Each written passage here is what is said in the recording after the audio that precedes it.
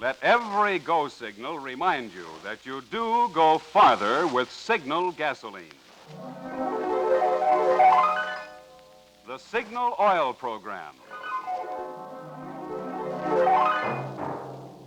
The Signal Oil Company and your neighborhood Signal dealer bring you another curious story by the Whistler. Tonight, Lie or Consequences.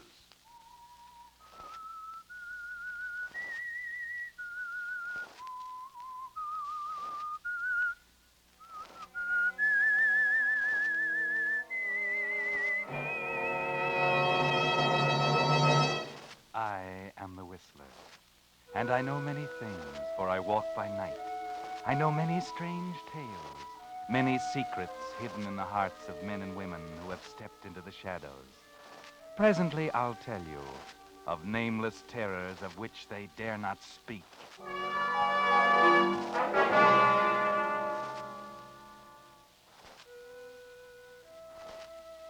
Within the human character, the line between good and evil is a thin and waving one. And very often, the one small impulse for good will outweigh and nullify the bad. Such was the case with Michael Cobb. Mike wasn't bad, really.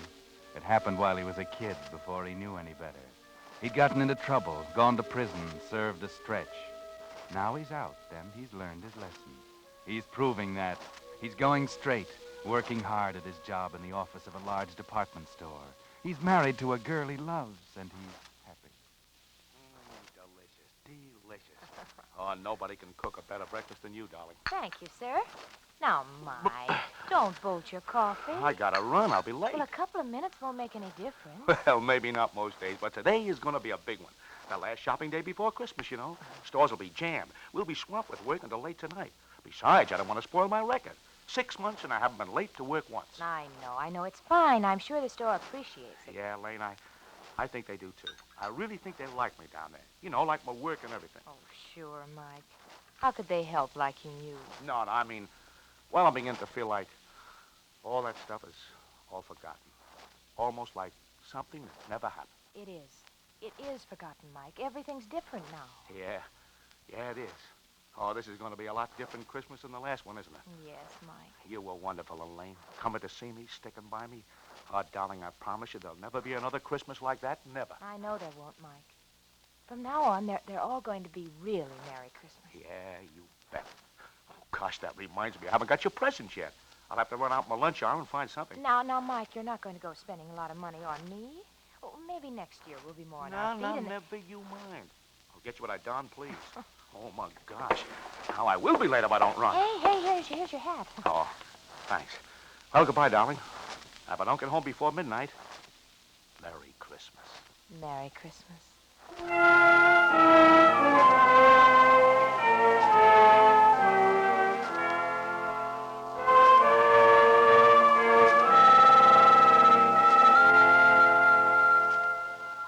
Yes, it looks like a Merry Christmas for you at last, doesn't it, Mike? For the first time in your life, almost. A real Merry Christmas. You notice the smiles on people's faces as they walk down the street. You get sort of a kick out of the fancy red and green draped windows of the store. The holly smells good in the elevator.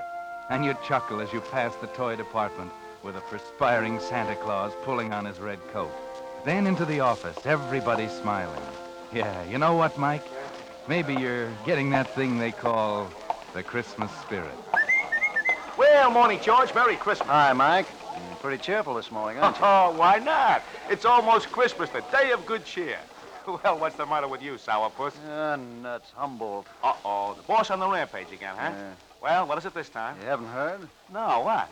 Somebody lifted another $1,000 out of the receipts last night. What, again? Yeah, it makes about 10 grand that's been missing in the last 6 months. Well, no wonder Mr. Humboldt's upset. The detectives are in there with him right now, and they've got old Gus, a night watchman, in for questioning. I suppose we'll all be on the carpet like the last time. Well, gee, that's not so good. $10,000. Hey, that's grand larceny. Yeah, and the cops are probably getting pretty sore about not pinning it on somebody. Now, look, here comes old Gus, fresh from the Inquisition. Yeah. Thank you, Mr. Humboldt. Gus. Hey, Gus. Yeah, Mr. Osborne? Are they playing questions and answers in there again, Gus? Yeah. Where was you this time? Where was you that time? the only time I got to sleep when they call me down here for this. What for would I want to steal money for? I got a wife. Fine wife. 4 kids. I steal money, I go to jail. They starve. What for would I steal? Sure, guess. But I know why you're so worked up about it. Yeah? You probably had to admit where you were last night between 12 and 1 o'clock. How come you know that, where I was? Go on. Everybody in the store knows that, Gus. It's a standing joke. Everybody knows you eat your lunch every morning between 12 and 1. They know you go up to the 13th floor and stretch out on one of those divans in the Louis the 15th room, the classiest in the joint. Okay, so what's wrong with that? I got to eat. Why not in style? Sure, only for that hour. Anybody could come in and move out the other 12 floors, and you'd never know it. All right, so what? Maybe that is when somebody stole money. I do not know. I only know I did not steal. And this is the only time I got to sleep, when they have to go asking me questions. What a character. Hey, is that true about his breakfast from 12 to 1? Sure. There's a night watchman for you. That probably explains why they're so sure the thief is somebody inside the store. Somebody who knows about Gus and what time he won't be on this floor. Yeah, could be. Uh-oh, that's Humboldt. Yes, Mr. Humboldt. Oh, yes. It's right away, sir. Just as I thought. It's my turn now. Well, if I start screaming, you'll know he's putting me on the rack. Okay, I'll bring a branding iron to your rescue. Don't laugh yet. You'll probably be next. If Humboldt really decides to catch a thief, he'll catch one by hook or crook.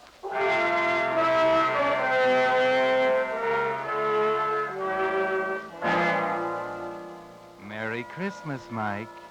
Oh, now what's the matter? You don't seem as happy as you were. Something happened to dampen the Christmas spirit, maybe? Something you can't describe, can't even put your finger on? Just a funny, sinking feeling? Forget it. George Osborne has been in and out of Humboldt's office, and almost the whole day has gone by and nothing's happened. And everything seems to have calmed down. In fact, it's George's turn to have the Christmas spirit. I really didn't expect it this year, but there it was in my pay envelope. Nice and crisp and green. With the best Christmas wishes of the J.C. Devers stores. Oh, gee, that's swell, George. Yeah, real honest-to-gosh Christmas bonus. I can sure use it.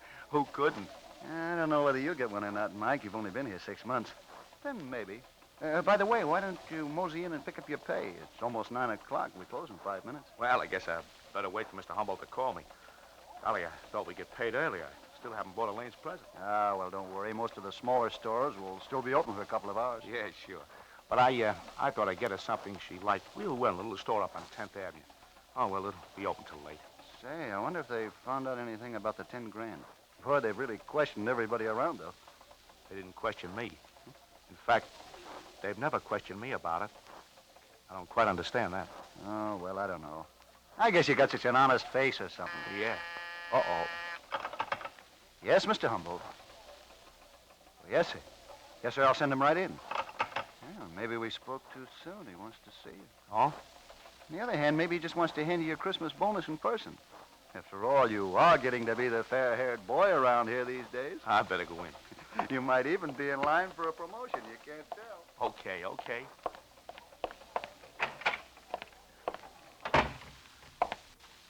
You wanted to see me, Mr. Humboldt? Yes, Cobb.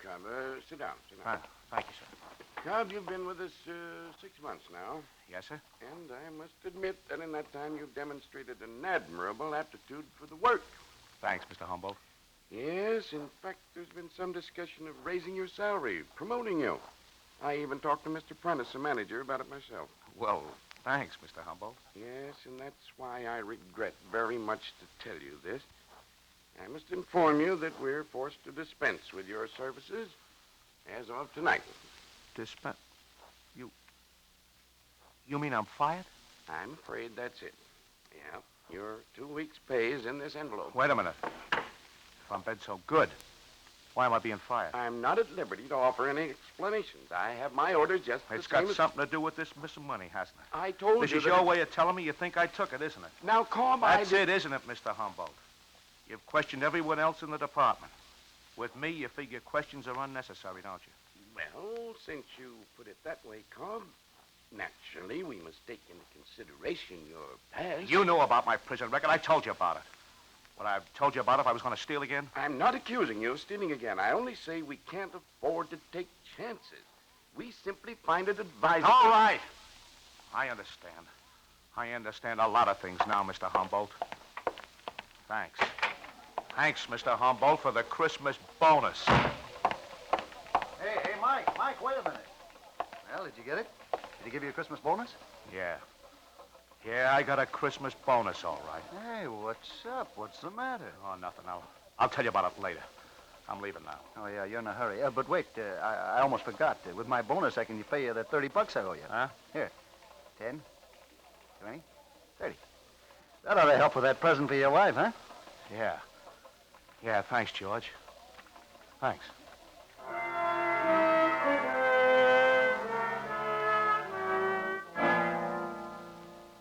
Merry Christmas, Mike. Yeah. That premonition you had this morning was right, wasn't it? That funny, sinking feeling. Now you know, don't you, Mike? You knew it all the time, really. All this past 6 months, you've been kidding yourself. The dream bubble has burst. Merry Christmas, Mike. The crowds are still cheerful on the streets. The windows are still bright and gay, and the holly still spices the air.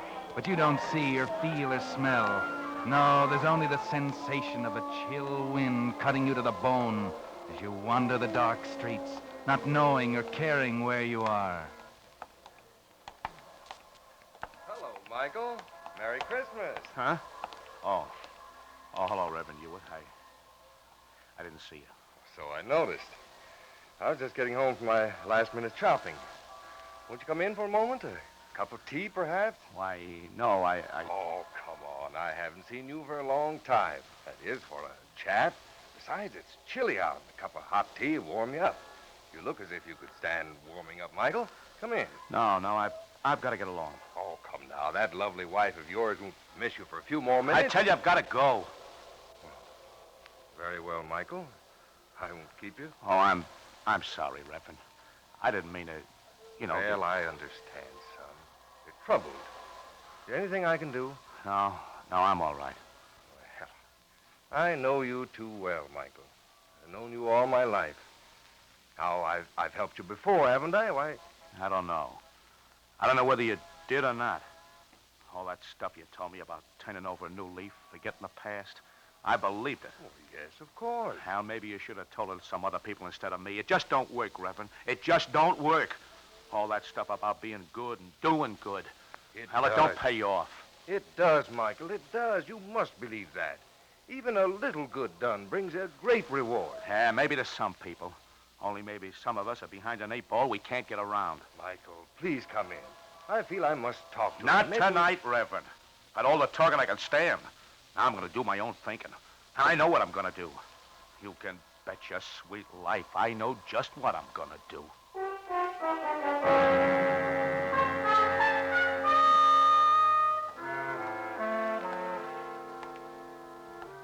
Yes, your mind is made up now, isn't it, Mike? Humboldt made it up for you, didn't he? You hate him, don't you, Mike? And all the smug people like him who've never done a stretch and stir. They're your enemies, aren't they, Mike? Whether you wanted them to be or not. And you're just one of the cell rats. Okay, if that's the way it is, that's the way you'll play it. What's that? Footsteps following you? Maybe if you stop by this lighted window. Yeah, you were right, Mike. They're following you, all right, 2 of them. You saw them duck into that doorway when you stopped and turned around. Tailing me. They got dicks tailing me. Why, sure, you dope. They wouldn't let you just walk out of there. They think you took the money. They're going to tail you, hound you, track you down.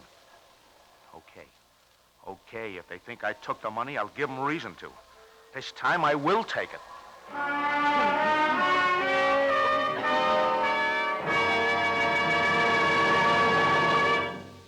You are listening to The Whistler, brought to you by your friend, the Signal Oil Company.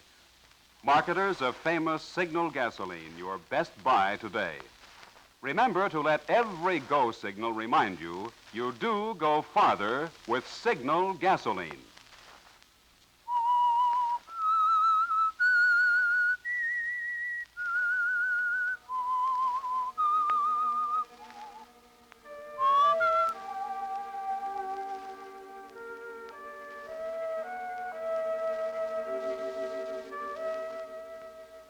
Merry Christmas, Mike.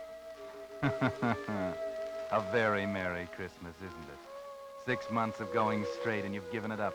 You're going back to the store and get your share of those days' receipts. Yes, it's all so simple, isn't it, Mike? It'll soon be 12 o'clock midnight, and old Gus will be up in the Louis 15th room on the 13th floor. The safe in Humboldt's office will be a cinch. You've seen it many times. And as for the two dicks tailing you now, it'll be duck soup to shake 'em. Duck soup. That's right. You're heading up 10th Avenue now. You can double back and... What's wrong, Mike? Why are you stopping? Could it be that tune, the brightly lighted window, the old man standing back there? Of course, now you remember. 10th Avenue. This is old Mr. Samuel's little store. This is it, where you're going to buy Elaine her Christmas present. And there it is. What you heard, the music box, sitting on the counter next to the open door, playing.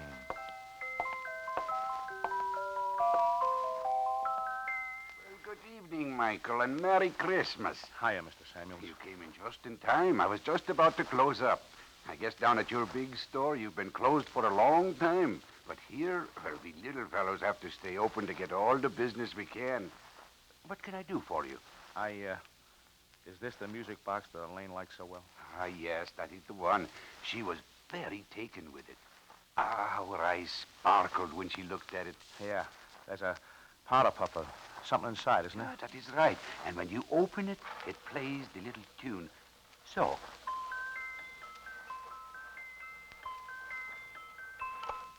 Yes, she was saying how it was her favorite tune. Okay. How much is it? Well, it's usually priced at 75, but I'll give it to you and the young lady for 50.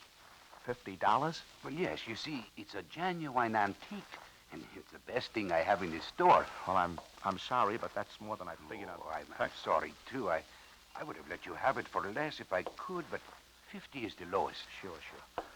Well, okay, forget it. Oh, I'm sorry. Come back again.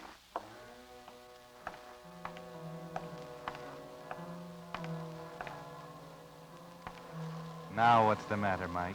Why are you stopping? Could it be you can't make up your mind? Could it be you're thinking about the music box, about Elaine, about Christmas? Yes. This may be your last Christmas with her, you know. Your last chance to give her a decent present with clean money. Money you earned. It might be a nice gesture, eh, Mike? A little token of all that might have been. Oh, Mr. Samuels, I'll take it. Wrap it up as a gift, and I'll take it.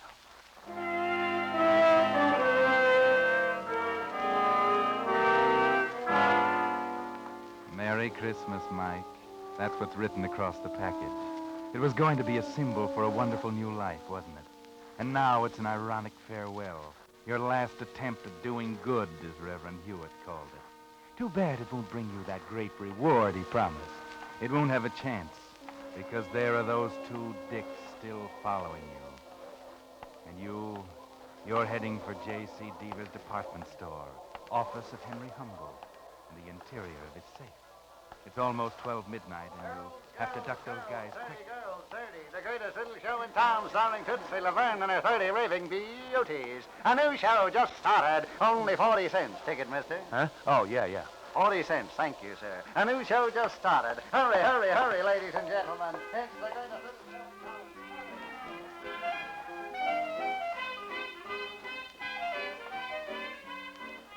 You're doing great, Mike. Those dicks will follow you in, but you won't be there, will you? No. You're heading for that exit sign down at the side.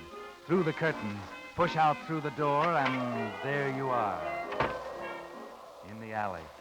And free. Okay. Now, up to the street. Lose yourself in the crowd. Turn down Fifth toward the store. You're okay now. No need to look back. Or is there? They're there. You didn't shake them after all. They were wise to that trick, and they were waiting for you outside the theater. Yes, you should have known. Now what? Maybe you've got an idea. Yes. A good idea, a honey. Why not lead them to the store? Sure, that's where they expect you to go. But beat them there and hide, down in the freight dock, behind one of those big crates. They'll never find you in that mess.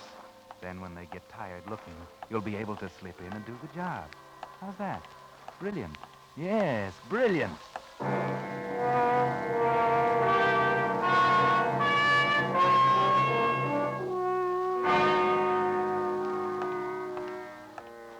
Yes, here's the store.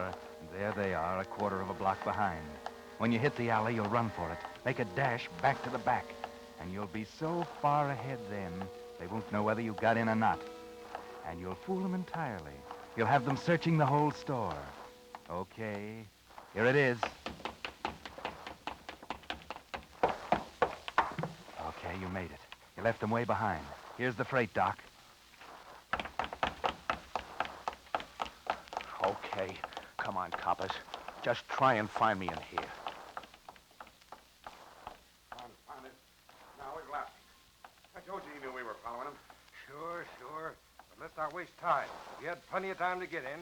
Probably with his employee's key. Okay. Get out your skeleton and let's go in after him.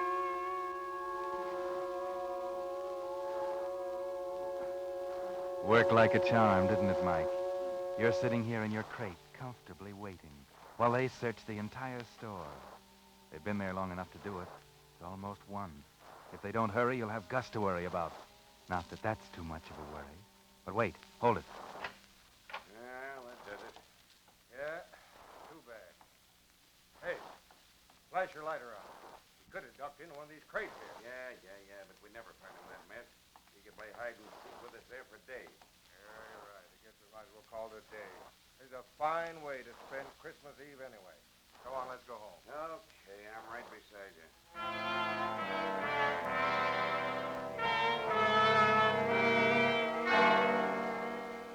Well, Mike, Merry Christmas.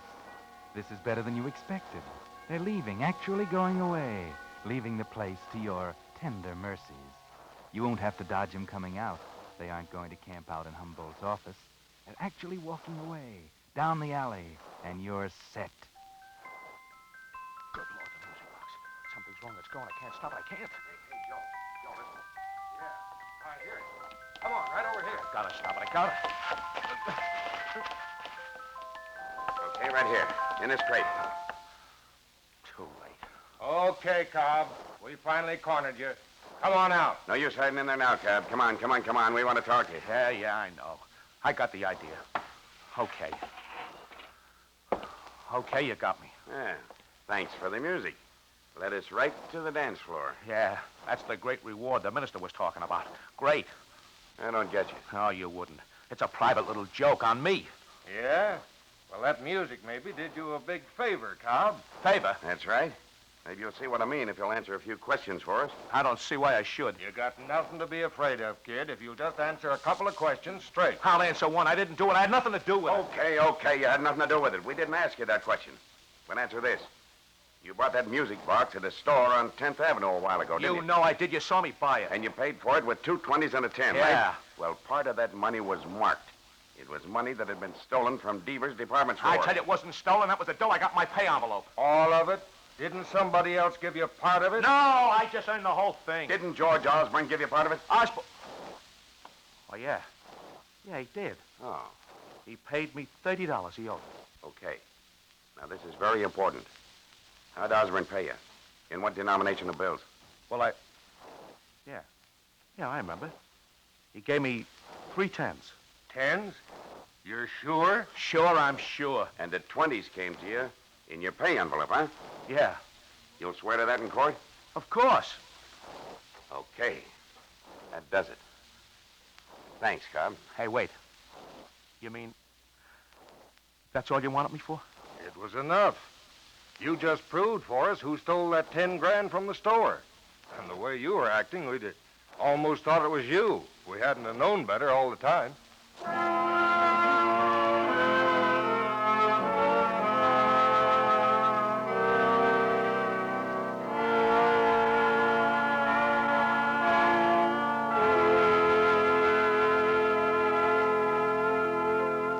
But that's not the end of the story. The Whistler will bring it to you in just a moment. Meantime, Signal Oil Company joins with 1,800 Signal gasoline dealers throughout the West from Canada to Mexico in hoping that this has been a good Christmas for you. It wasn't the Christmas we had all hoped and prayed for. There were too many empty places at the table, too many empty places in our hearts. As we look back, we may wonder if perhaps we didn't give quite enough. Not quite enough of our effort, of our money, and of our blood, which can mean life itself to a boy at the front. Yet even the regrets that may tinge this season's gladness can prove its greatest blessing if they fire us to new determination, to new and greater effort through the coming year until our prayers are finally answered and peace again returns to heal this confused and torn world.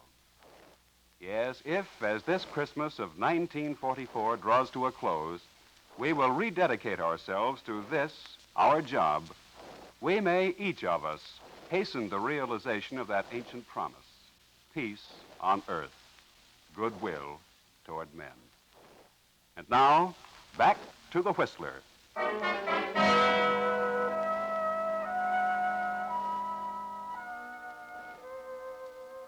Well, quite surprising, isn't it? The police didn't suspect Mike at all. You see, it was this way. Because of his record, the cops began to tail Mike in the very beginning, when the money first began to be missed. Twice they had him under observation at the very time the money was stolen, though they knew he didn't do it. But they kept watching him in the hope he would lead them to the real thief. And he did. Yes, because when things got hot, the thief finally tried to frame Mike by giving him some of the stolen money. Marked money this time. George Osborne? Oh, no. In fact, Osborne almost gummed things up by paying his debts. The detectives hadn't counted on that. That's why they had to be sure which bills Osborne gave Mike. The 10s weren't marked, the 20s were. The 20s Mike got in his pay envelope from Humboldt. Yes, Henry Humboldt, the office manager. You see, things were getting too hot for him. The trail was getting too close. He knew the money was marked, and he knew the detectives were watching Mike. So he gave him some of the marked bills in his severance pay, trying to frame him. It couldn't have worked, of course, but Humboldt didn't know that, and neither did Mike. And Mike almost did something he'd have regretted all his life. He almost went back to a life of crime. Yes, if the music box hadn't have jammed and started playing just when it did, and the detectives had gone off, Mike's life would have gone down the skid. Because it did play when it did. Well, next week he'll be back at the store in a better job. Yes, and he got a Christmas bonus, too. They saw to that after Humboldt was arrested. And all because the music box played. Maybe that's why Mike said, No, sir. That music box sits right there on the table where everybody can see it. Darling, I really think it means as much to you as it does to me. Oh, I guess maybe it does, Elaine. Just like the Reverend Hewitt says, a little good brings a great reward. Yeah, the rest of my life, that little gadget's gonna mean a Merry Christmas. Darling, Merry Christmas. Merry Christmas, Mike.